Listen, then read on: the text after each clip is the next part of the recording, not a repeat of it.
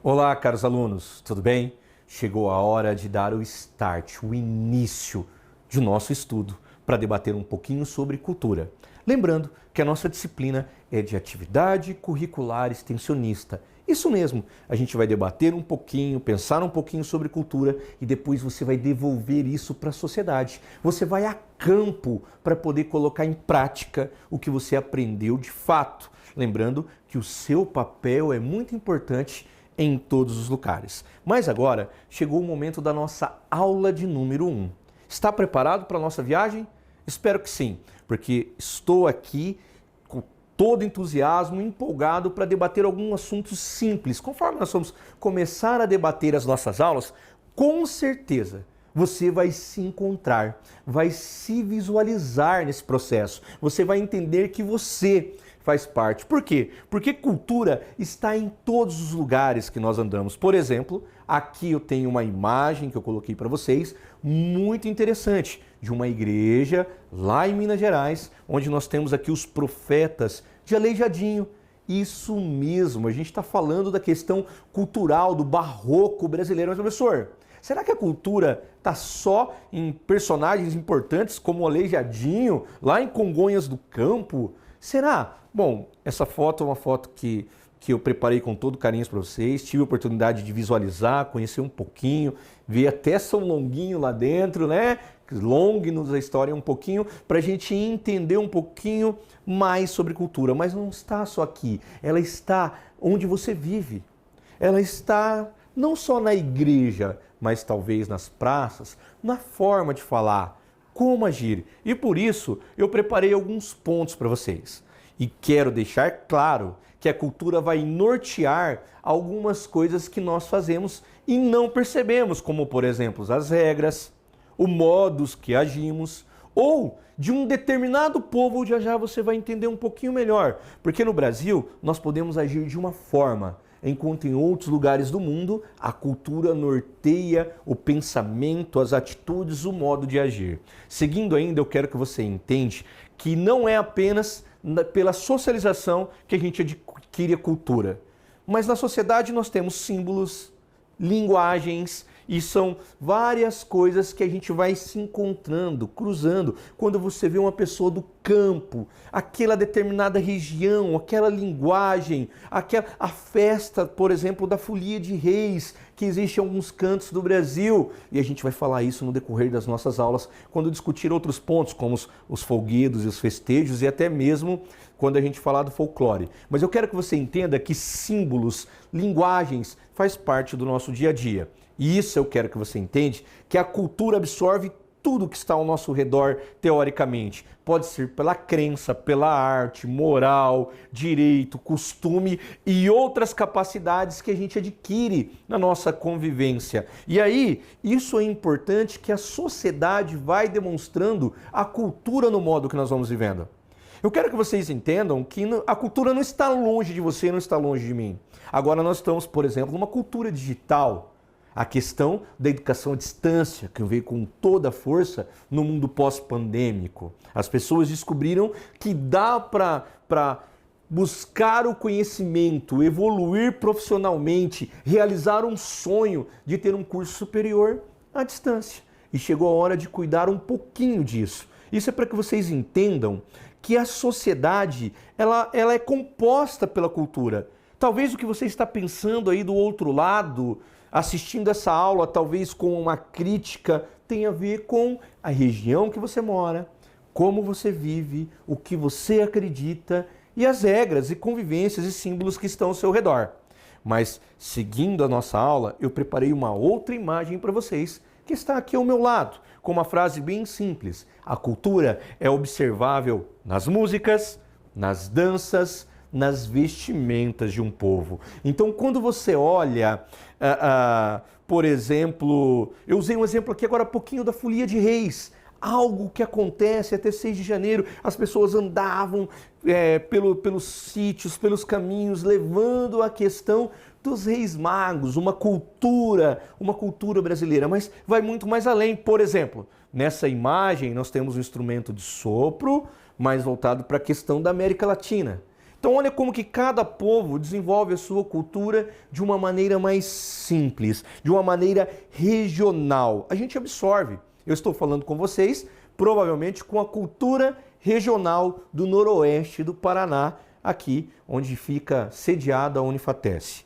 Seguindo os nossos estudos, chegou a hora de pensar um pouquinho e entender que apesar da sociedade ser feita de várias culturas, existem o que nós chamamos de preconceito entre as diferenças culturais. Então olha só, a gente aprende, convive, executa as nossas ações de acordo com os padrões e regras instituídas naquela sociedade. Por exemplo, agir de maneira contrária ao que se exige aí onde você está, no canto do Brasil, se pede que você tenha uma determinada postura, se você agir um pouquinho fora dessa postura, você é considerado, por exemplo, um desviado, um infrator. E aí começa o que nós chamamos do preconceito, né? Não é só o preconceito, o conceito a gente não sabe, mas o preconceito de discriminação, de não aceitar o diferente, de não entender a cultura. Eu tenho oportunidade de trabalhar na educação básica. Aqui na nossa região tem um time de vôlei que representa a seleção brasileira, que tem alunos nessa escola que vêm de vários cantos do Brasil. Então tem alunos de Manaus, alunos ali do Amazonas, né, alunos do Pará, que vêm para jogar o vôlei. E representaram o Brasil, sim, ali em Foz do Iguaçu, nos jogos escolares, é um time de vôlei sensacional. E aí, conversando com os alunos sobre cultura, nós começamos, por exemplo, falando da alimentação. E foi muito legal que houve um choque cultural entre as pessoas do norte e aqui os alunos do sul do Brasil. Olha só que legal, um exemplo para você entender que daí eles tiravam sarro do que eles encontraram aqui. E os alunos daqui tiravam sarro do que eles falavam que tem lá. Então, conforme foi desenrolando esse debate nas aulas, automaticamente eu parei e falei, você está vendo o que vocês estão fazendo? Isso é um preconceito entre as diferenças culturais do Brasil, que tem uma dimensão continental, um país enorme. Imagine a cultura de cada canto, do Nordeste, do Sul, Centro-Oeste e passando por estados que têm suas características próprias. Existe sim discriminação e isso é muito comum que a gente encontra, como por exemplo, separei uma imagem para você prestar atenção de uma mulher muçulmana usando uma burca e tirando uma selfie.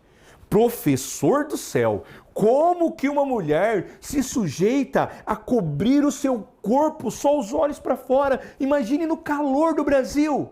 Cara aluno, isso é a mesma coisa, a mesma visão que talvez eles tenham quando nós falamos de biquíni.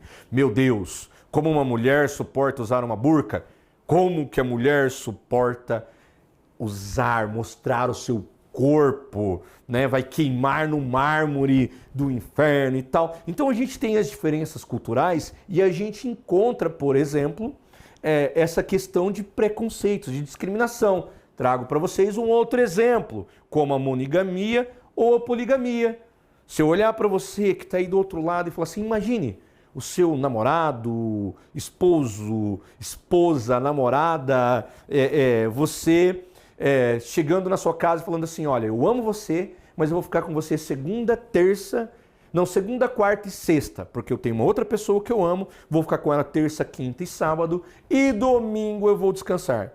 Provavelmente na sua cabeça fala, eu vou dar um pé na bunda dele, eu vou jogar ele para outro lugar, ele que vai procurar outro mundo, sabe por quê? Porque aqui no Brasil nós somos monogâmicos, uma única pessoa, uma única mulher, um único marido, um único companheiro, uma única companheira. Já em países, por exemplo, os islâmicos, a gente tem várias esposas. Então eu quero que vocês entendam que essas diferenças culturais ocasionam que nós podemos falar dessa discriminação. Então lembrando, há tanto a burca, o biquíni com a burca e a monogamia com a poligamia. Eu quero que vocês compreendam que são exemplos de discriminação. Mas agora eu quero começar a me aprofundar em outro assunto. Mas antes, eu quero que você imagine essa frase que está aqui do lado. Na minha época não tinha essa pouca vergonha. Ah, na minha época, só do meu pai olhar, eu sei que depois tinha. Jamais passava no meio de uma conversa porque senão depois depois eu apanhava. Você já escutou isso em algum momento na sua vida, de certa forma? Talvez você está visualizando, você ouvindo as pessoas falarem, mas as coisas mudam, as diferenças culturais, a gente tem o que nós falamos de evolução cultural, mas não é bem essa palavra, mas assim, as mudanças culturais que vêm com o tempo, as mudanças temporais, como por exemplo, sabe quando você pega a fotografia e você olha aquela pessoa e fala, meu Deus, como que usavam esse cabelo? Olha a calça, boca de sino, né? A calça que vinha quase na altura do pescoço. Olha como que era engraçado. Eu jamais usaria isso. São as mudanças culturais temporais que você percebe quando você pega uma fotografia. Olha como era a festinha de aniversário naquela época. Olha como é a festa de aniversário agora. Então a gente vai vendo essas mudanças culturais com o passar do tempo, que nós falamos de mudança temporal. E agora nós vamos entrar já num assunto um pouquinho mais aprofundado para você prestar as diferenças. E esse é o primeiro momento que eu quero que você preste muita atenção nesse slide que vai aparecer na sua tela agora. Então vamos lá. Nós vamos falar do universalismo cultural. Ela tem a ideia de proteger o homem e sua dignidade, independente da diferença cultural. Isso se torna perigoso, pois alguns países decidem fatos culturais de outros como inferiores, resultando até mesmo, como por exemplo no imperialismo ou neocolonialismo, promovendo o que nós chamamos de aculturação. Então, caro aluno, a gente vai entrar em alguns fatores importantes. Universalismo cultural, uma cultura só. Eu tento levar para o outro e a gente acaba cometendo erros, como por exemplo, a minha cultura é melhor que a sua, cometendo o que nós chamamos de etnocentrismo. Etnocentrismo. Então, por exemplo, vamos usar um exemplo da cultura do Afeganistão, atentado das Torres Gêmeas, e aí então os Estados Unidos vai à caça a Bin Laden, invadem o Afeganistão e tentam implantar a cultura deles lá. Decidem que a cultura dele é melhor, enquanto a cultura do Afeganistão é inferior. Será que isso é uma coisa normal? Será que isso não se torna perigoso porque a gente tem povos dominando os outros, querendo impor a sua cultura? A gente não precisa ir longe, é só pensar no Brasil, né? Na carta de Pero Vaz de Caminha. Ó, Vossa Majestade, riqueza nenhuma que há. A maior riqueza é trazer a cristandade para esses pobres coitados que andam com suas vergonhas de fora. Quem disse que os povos originários, os indígenas, não tinham religião? Eles tinham religião ligada à natureza. Ah, mas a maior riqueza é trazer a cristandade. A cristandade é mais importante do que eles vivem. Então, o universalismo cultural é algo muito perigoso que nós temos que ter cuidado. Agora o slide vai voltar à sua tela porque nós vamos falar do relativismo cultural. Preste atenção.